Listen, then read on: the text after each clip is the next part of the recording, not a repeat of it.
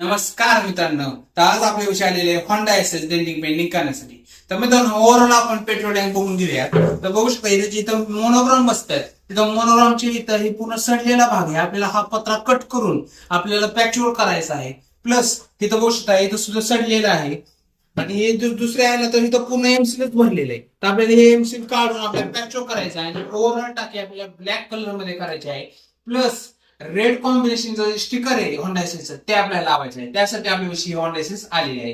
तर लास्ट पर्यंत व्हिडिओ बघा आणि फॉलो करायला विसरू नका. मित्रांनो, आपली झालेली होंडा एसएस ब्लॅक कलर मध्ये. तर बघू शकताय मित्रांनो, फिनिशिंग बघू शकताय, एकच नंबर आपली फिनिशिंग असते. आणि क्वालिटीचं तुम्हाला माहितीच आहे, दरावर्स मध्ये 100% क्वालिटी माल आपल्याला कलर करून मिळत असतो.